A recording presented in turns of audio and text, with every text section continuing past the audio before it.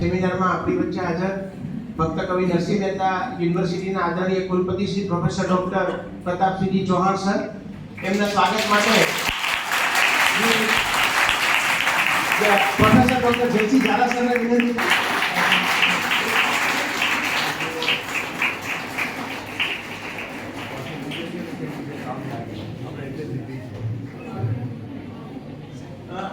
Sir, આજે માટે આપણે ગઈકાલે પણ કર્યો ને, આજે તમારા માટે ખાસ કરીને જે મારા પીજી ના વિદ્યાર્થી અથવા તો સંશોધનાર્થી અહીંયા ભણી રહ્યા છે,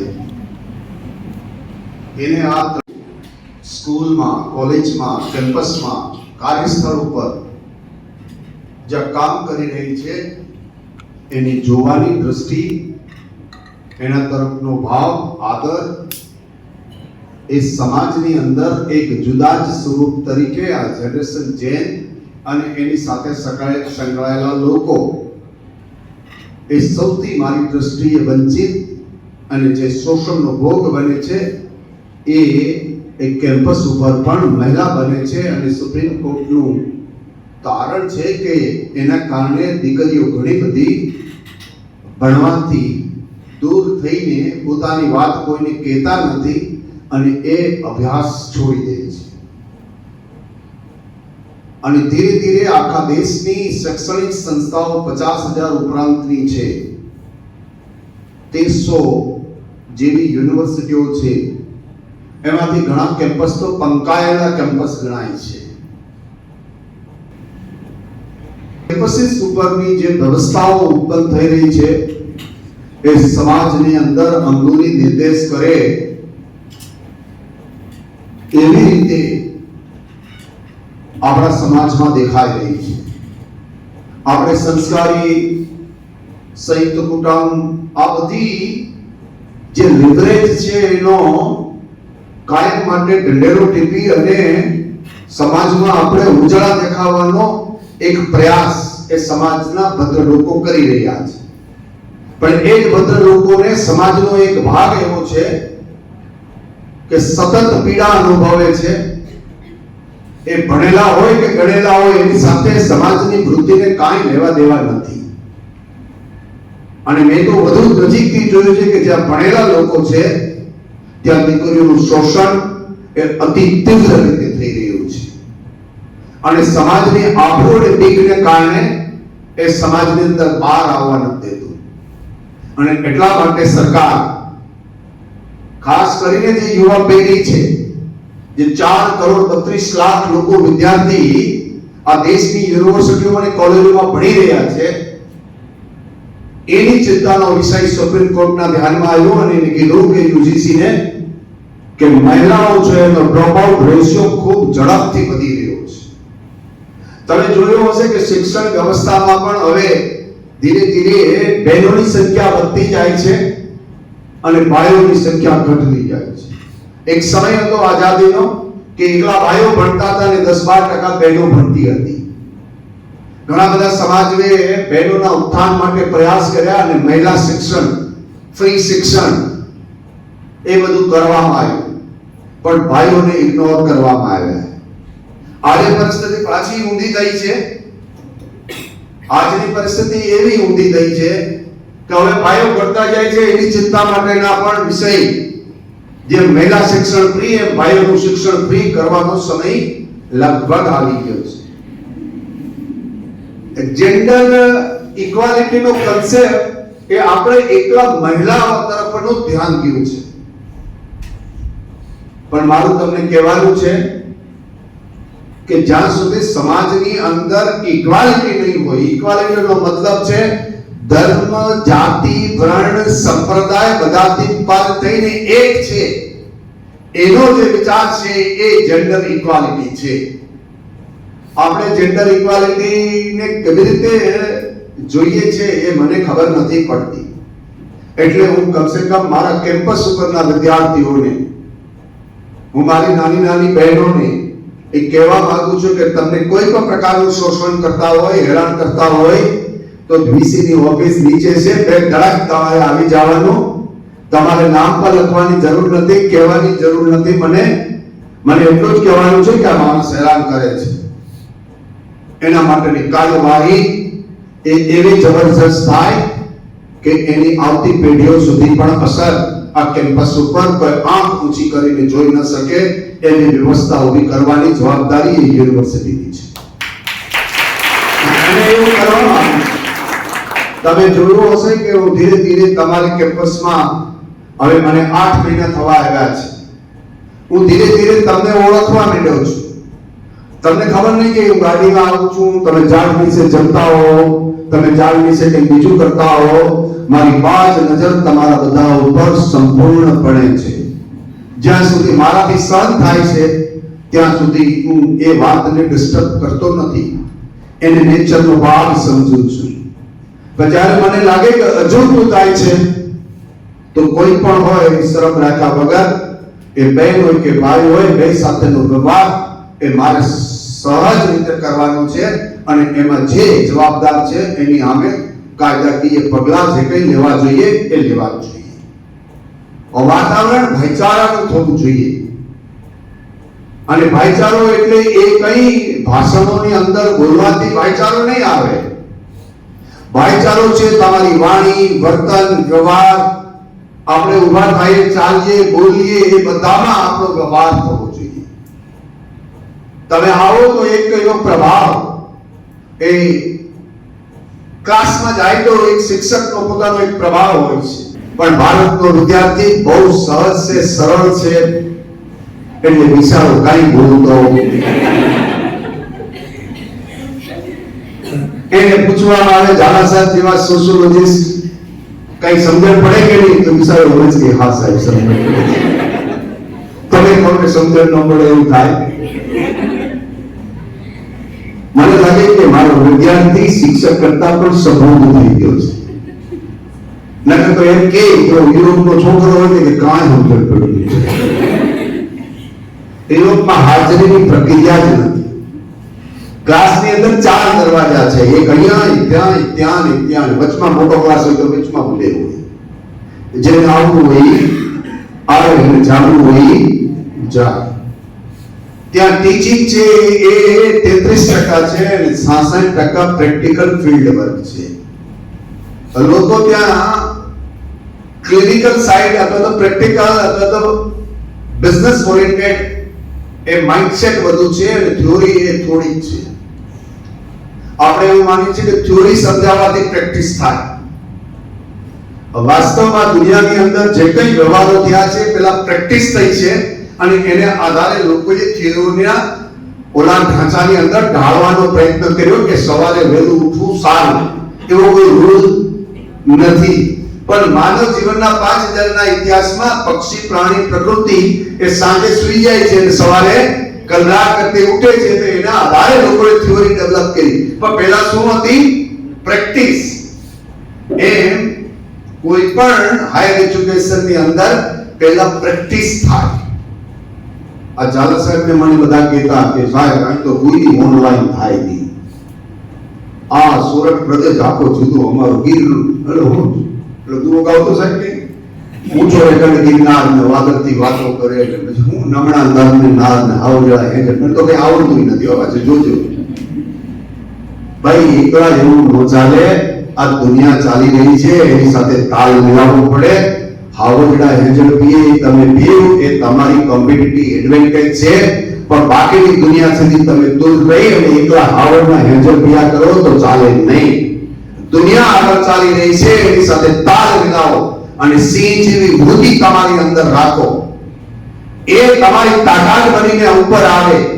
એનો પ્રયાસ જો તમે કરતા હો તો એનો કોમ્પિટિટિવ એડવાન્ટેજ સોર્ટનો તમને મળે અને જે ભૂલ થાય એમાંથી સુધારણા કરીને સમાજ આગળ વધે છે. આજના સમાજની આ સમસ્યા છે દીકરીઓની. દીકરીઓ પણ એટલી બધી રીલ બનાવે છે, આખો દી 8-8 કલાકની રીલ બનાવે છે. અને તમારી ક્ષમતા પર રીલની 2 મિનિટની જ છે. તમે 2 મિનિટથી વધુ કોઈને સાંભળી શકતા નથી. એટલે મને એ ખબર છે કે 2 મિનિટ જ તમે સાંભળો. પણ ક્યારેક તમને અજુગતું નવું સાંભળવાનું મન થાય તો તમારી કેપેસિટી 20 મિનિટ સુધી તમે ડેવલપ કરી શકો એવા છો. જ્યારે જ્યારે તમને મજા આવે ત્યારે તમે ચૂપ થઈને સાંભળો છો, કારણ કે કંઈક નવું તમારા પ્રારંભ થાય, અથવા તો તમને મજા આવે અથવા તો મજા નથી આવતો તો નવું જાણવાનો પ્રયાસને કારણે તમે એટેન્ટિવ થઈ જાઓ છો.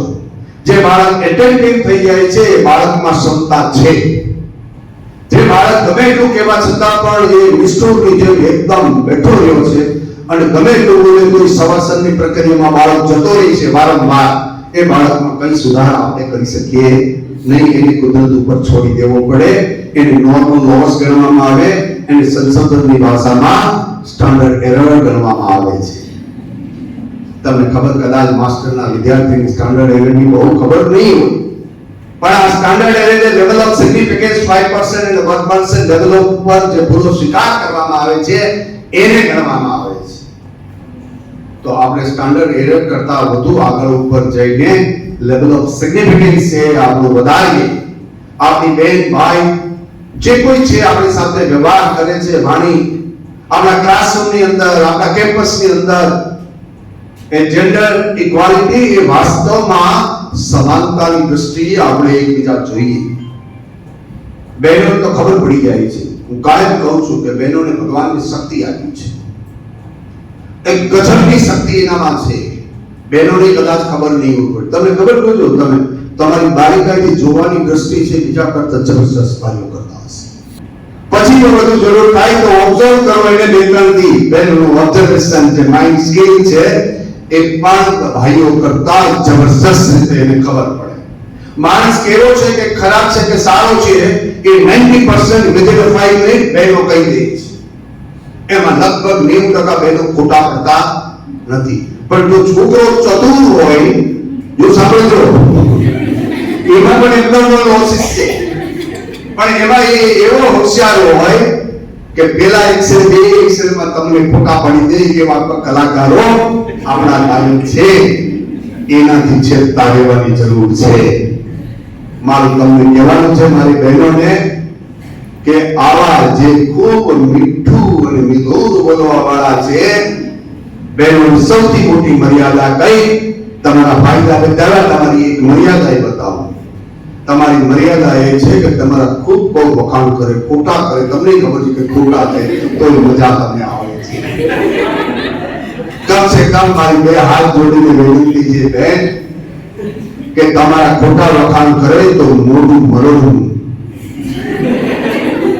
એને કમ સે કમ એટલો તો સંદેશ તમારે પહોંચવાનો કે તું ખોટું બોલે એ મને ખબર છે. પણ બહેનોની આ સૌથી મોટી મર્યાદા છે કે ખોટું બોલતા હોય તો પણ એને સારું લાગે, ના આ માણસ બહુ સારો. અને એના મનમાં એક વખત આ રણકાર થવા માંડે કે માણસ બહુ સારો, ખોટું બોલે તો એ બહેનોએ સાવચેત રહેવાની જરૂર છે કે તમારા અતિ કોઈ વખાણ કરે. મને તો મારા કોઈ પણ ગુણગાન ગાય ત્યારે હું ચિંતામાં, ભાઈઓ કે બહેનો બે, બહેનોમાં તો પડી જવું પડે પણ ભાઈઓમાં પડી જાય. કારણ કે ક્યાં એને કઈ કામ છે ને ક્યાં મારું કઈ પતન થવાનું છે. બે કારણ હોઈ શકે. શું? ક્યાં મારું પતન નક્કી થવાની તૈયારી થઈ રહી છે, મારે જાગવાની જરૂર છે, અને ત્યાં એને એવું કઈ મોટું કામ છે કે આજની તો કાલ મારી સામે આવીને ઊભી જ જવાનું છે.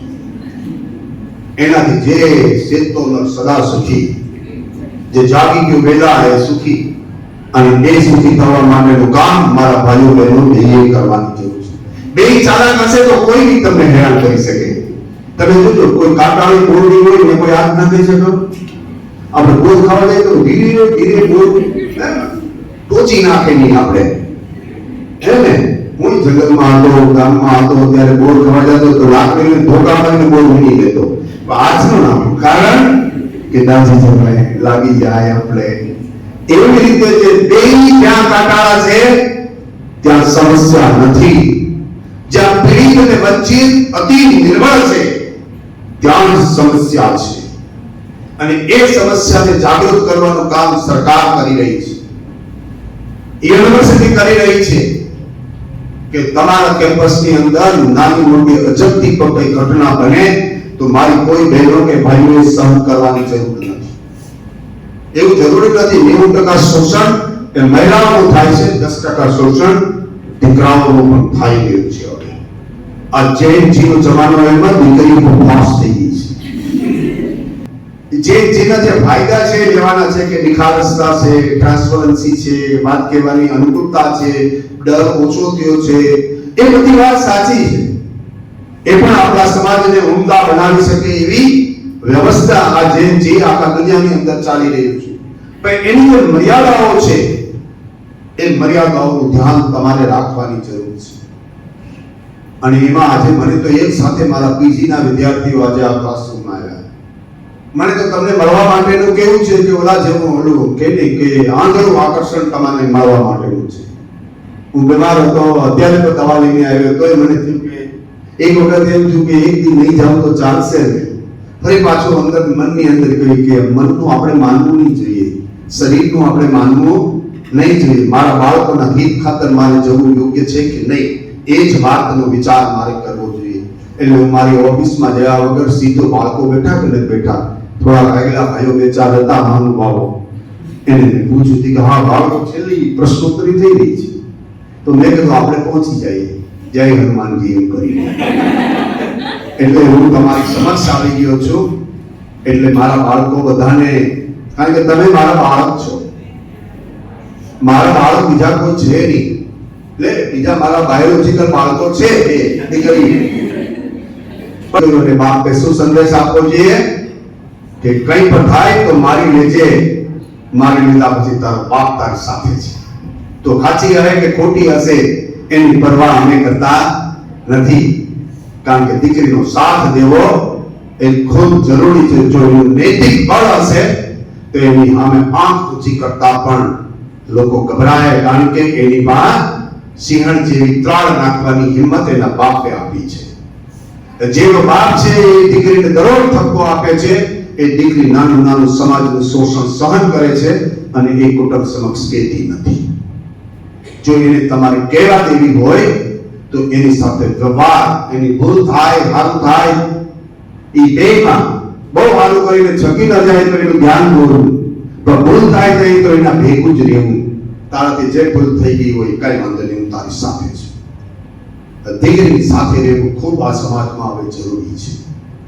અને દીકરી જો વાર્તાલાપ એની મા બાપ સાથે કરતી હશે તો એ દીકરી 99% ભૂલ નહીં કરે.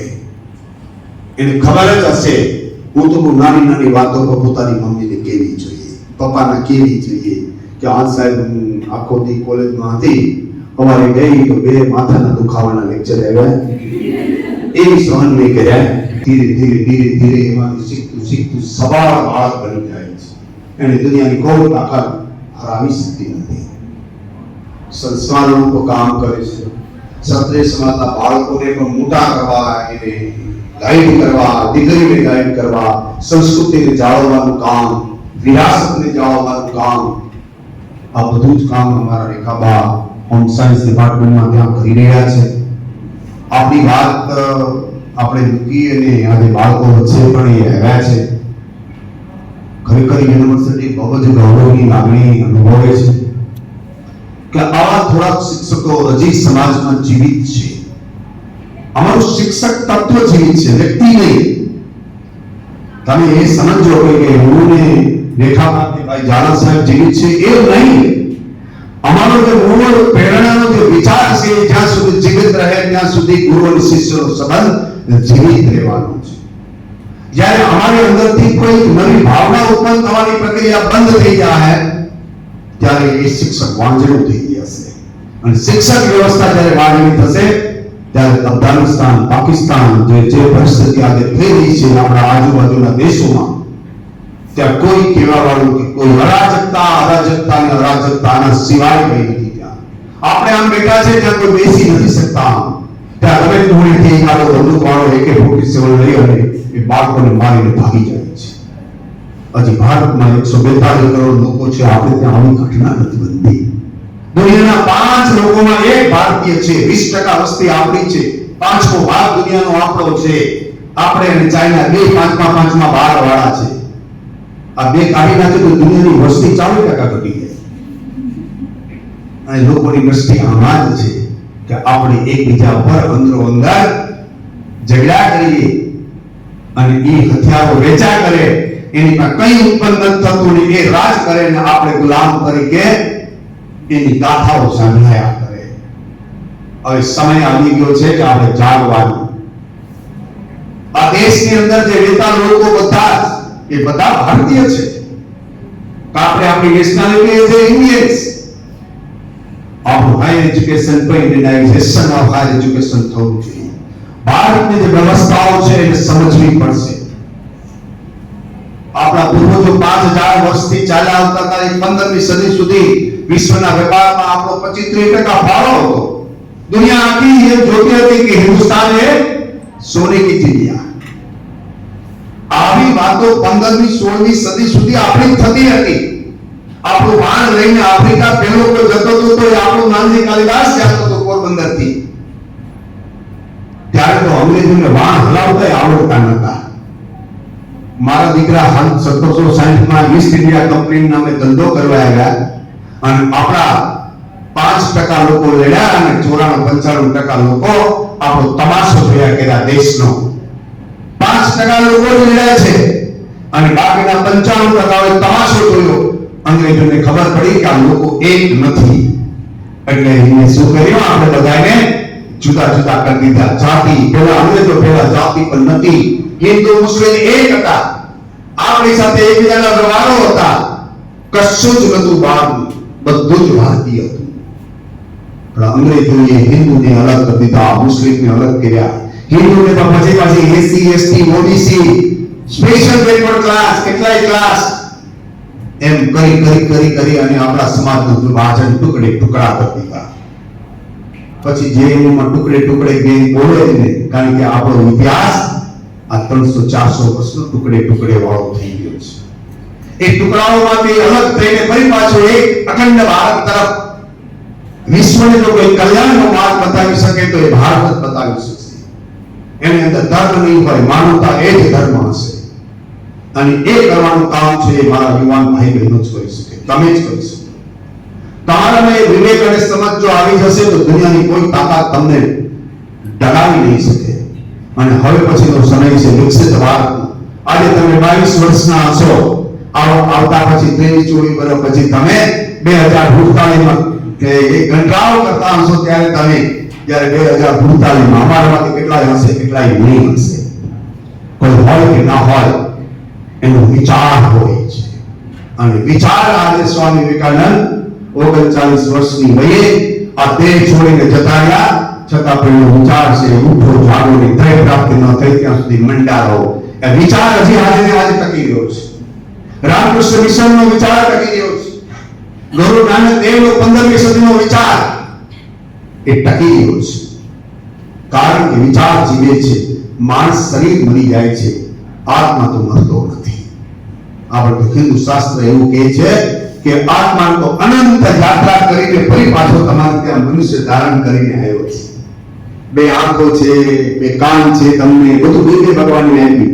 એકાદું બધું મળે તો બીજું સ્પેરવેલ પણ આપ્યું છે. આપણે એનો સદુપયોગ કરવાનો છે. અને સદુપયોગ કોના માટે?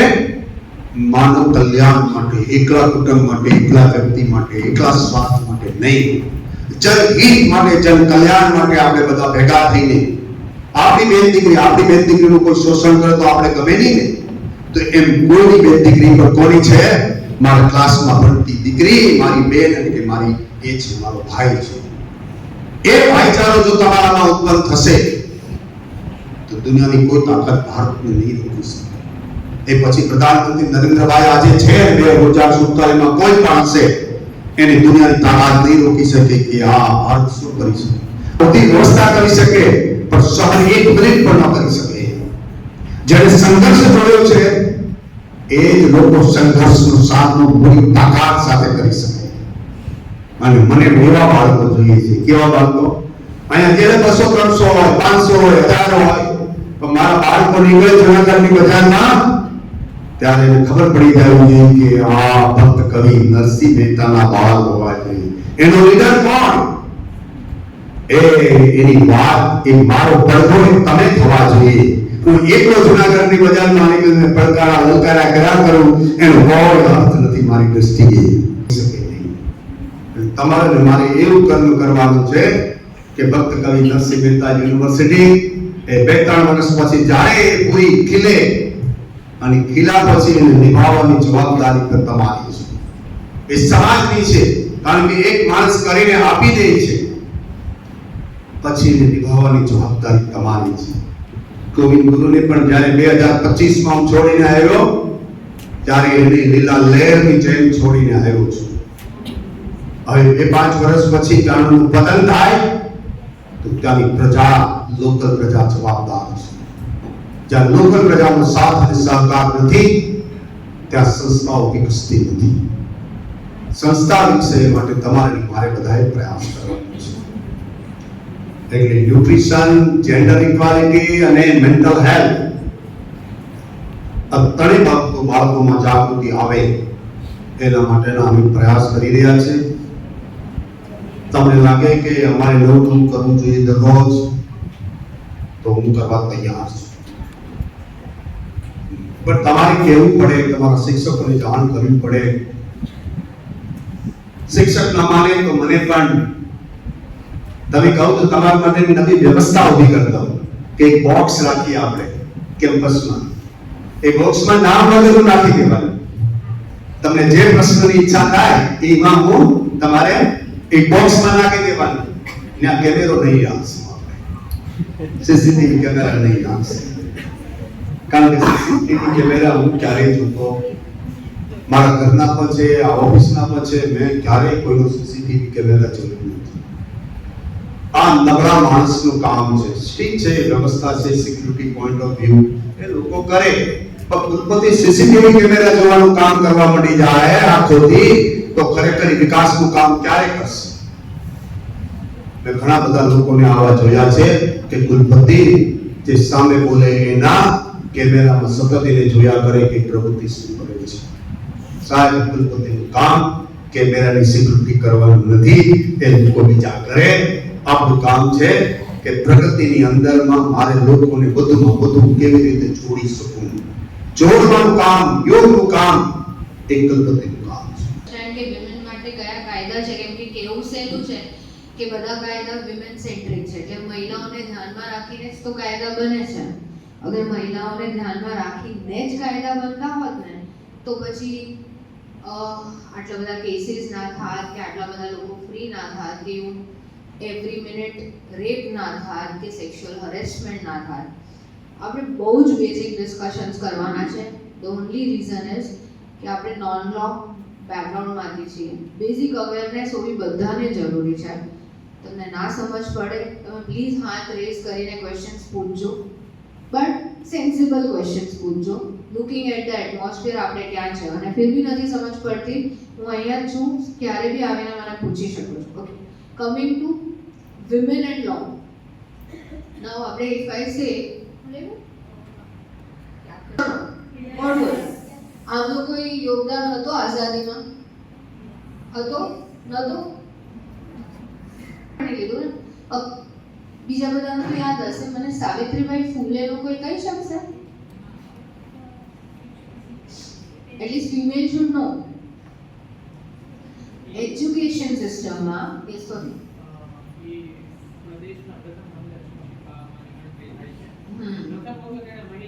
શિક્ષણ આપવાની કાર્ય શરૂ કર્યું. શિક્ષણ આપવા માટે પરમિશન નથી મળી તો ત્યારે કોઈ એના મહિલાના ઘરમાં જઈ અને બાળકોને શિક્ષણ આપતા રહી. Very good. શું નામ છે આપનું? મારું નામ મોતી સેજા. મોતી સેજા. હોથી. ઓકે, વેરી ગુડ, એકદમ perfect. See the point is કે આ છે જેમને પહેલી વાર એજ્યુકેશન સિસ્ટમ ફોર ફિમેલ બી વિચારેલું. તમને ખબર છે વર્લ્ડ્સ ફર્સ્ટ ડોક્ટર ક્યાંથી છે? ફિમેલ ડોક્ટર ઇન્ડિયાથી છે. એટલે આજે આપણે કહીએ છીએ ને કે વી આર ગેટિંગ ડેવલપ, વચ્ચેનો ગાળો આપણો છે ને થોડુંક ડિસ્ટર્બડ ગયું છે. આ બધું બહુ છે, આઝાદીની લડાઈથી માંડીને બધું બહુ છે. We have developments coming, everything coming. પણ જ્યારે આપણે મહિલાઓની વાત કરીએ ને તો મહિલાઓનું બી ઇક્વલ યોગદાન હતું ફોર ધ ફ્રીડમ ઓલ્સો અને ફોર ધ બંધારણની રચના also. Yes please next slide. હવે મને એક બીજો પ્રશ્ન, એ બંધારણ બનાવવામાં કેટલા લોકો હતા કોઈને ખ્યાલ છે? આશરે, એક્ઝામ નથી, આશરે 10-20. એક રેન્ડમ ફિગર કોઈનો ખ્યાલ હોય તો એટલે થાય સર કેમ કે છે ને કમિટી ફોર્મેશનમાં કોઈનું ધ્યાન જ નથી હોતું વિચ ઇઝ વેરી ઇમ્પોર્ટન્ટ. એના માટે છે ને સી તમે જેન્ઝી છો, હું મિલેનિયલ છું, આઈ કેન અન્ડરસ્ટેન્ડ કે તમારી જનરેશનને કેવી રીતના સમજાવવાનું. અમે કોશિશ કરીએ છીએ એઝ અ ટીચર.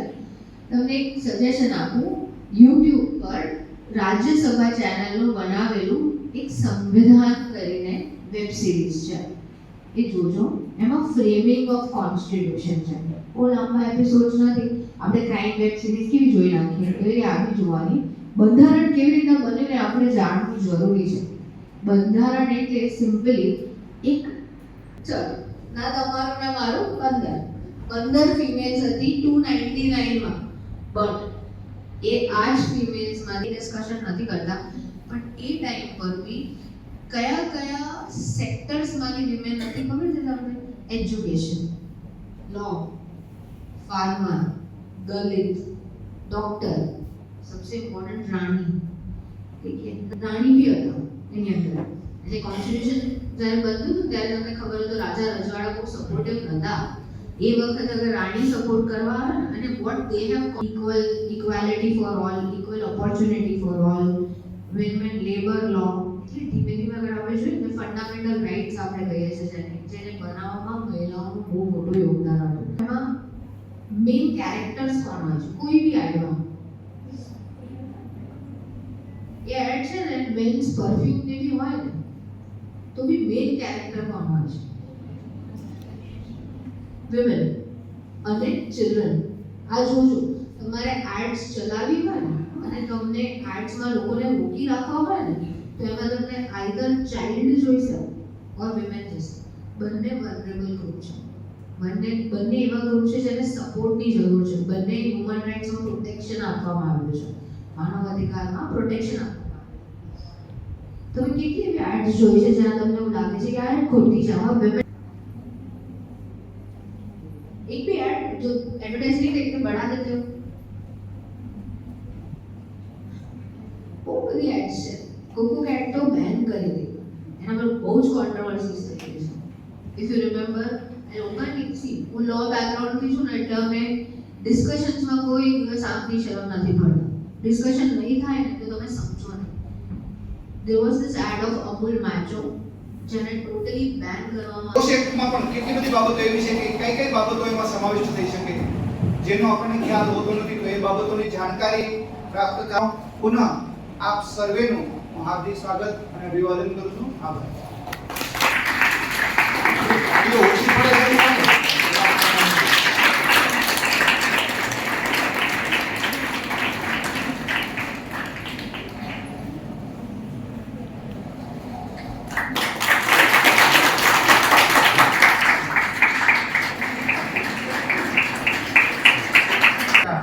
હું જીતેન્દ્ર વાજા સરને વિનંતી કરીશ કે તેઓ પોતાનું વક્તવ્ય આપશે. Please Vaja sir.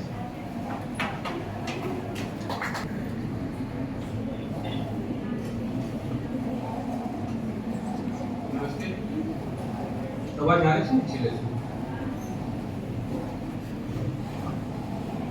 આજ રોજ ભક્ત કવિ શ્રી નરસિંહ મહેતા યુનિવર્સિટી દ્વારા આયોજિત આજના જે પ્રોગ્રામ આ કાયદા વિશે જાણકારી મેળવવા માટે ભોગ લેવાનો છે. કેટલાય એમાં અત્યાચારો સહન કર્યા છે, ત્યારબાદ આ કાયદો બન્યો છે. જ્યારે આ સેમિનાર આ કાયદા માટે આજે આ ઉપસ્થિત બધા લોકો હોય તો એમને ખ્યાલ હોવો જોઈએ કે આ કાયદો ક્યારથી શા માટે બન્યો. આજે આપણે જ્યારે સ્ત્રી અત્યાચાર બાબતે આ કાયદાની ચર્ચા કરવા માટે એકત્રિત થયા છે ત્યારે ભૌરી દેવી કેસ અને વિશાખા કેસ, આ બંને કેસની ચર્ચા આમાં કરવી જરૂરી છે. 1985 માં ભૌરી દેવી નામની એક સેવિકા રાજસ્થાનમાં મહિલા સશક્તિકરણ કાર્યક્રમ હેઠળ એક કર્મચારી તરીકે કામ કરતી. એમની કામગીરી એવી હતી કે બાળ લગ્નની જે પ્રથાઓ હોય તેમને નાબૂદ કરવા માટે જે ગામમાં બાળ લગ્ન થતા હોય એ અટકાવવા. 1990 માં ગુજર જ્ઞાતિ છે એક રાજસ્થાનની, એમાં એક 11 મહિનાની બાળકીના બાળ લગ્ન થતા હોય છે.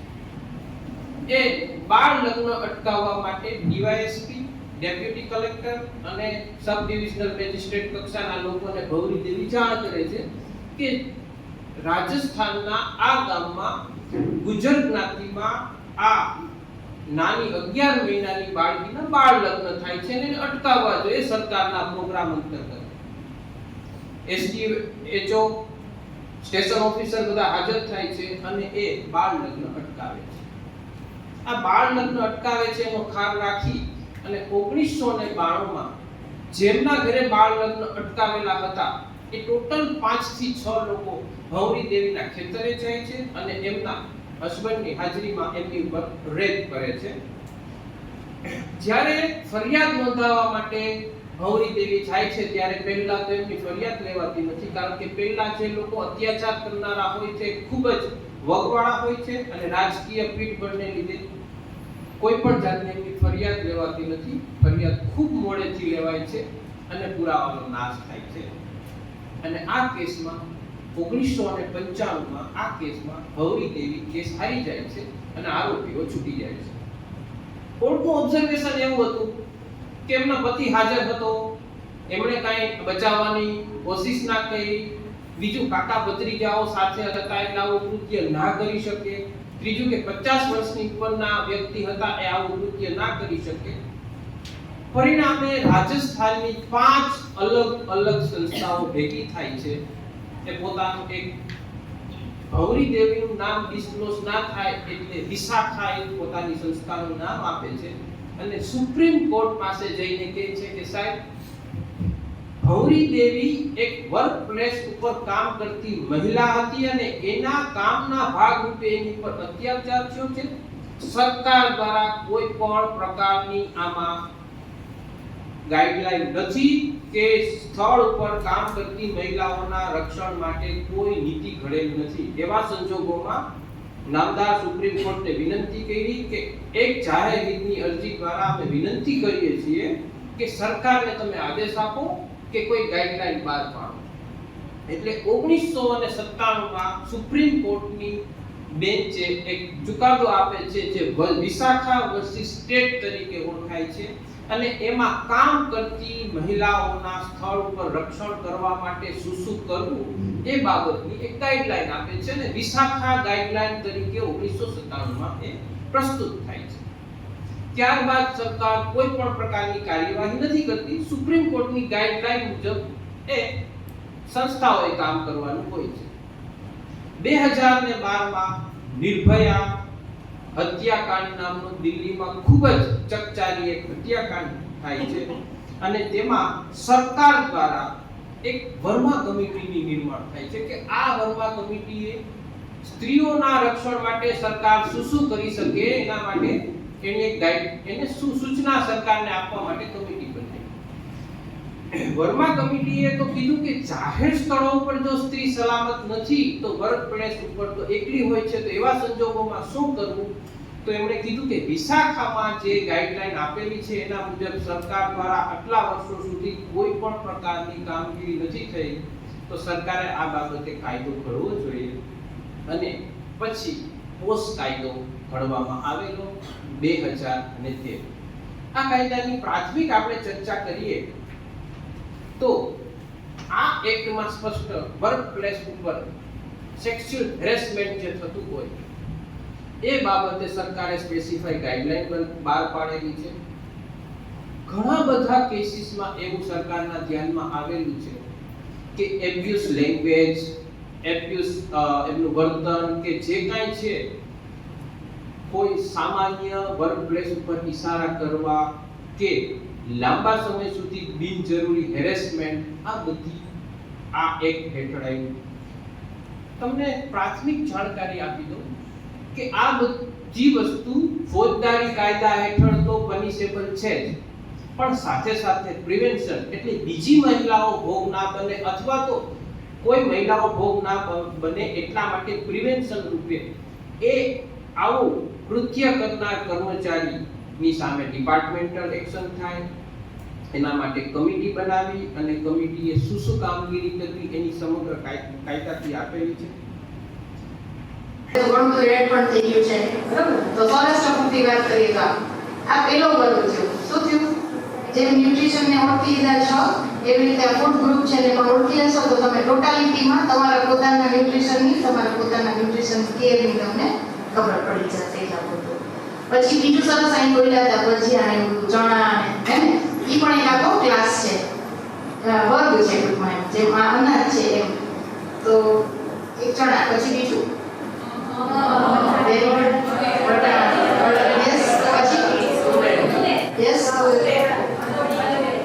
ચણા થોડી રાજમા યસ વટાણા યસ થેન્ક યુ. હવે જો હોમ સાયન્સના સ્ટુડન્ટ બની ગયા 50% થઈ ગયા કારણ કે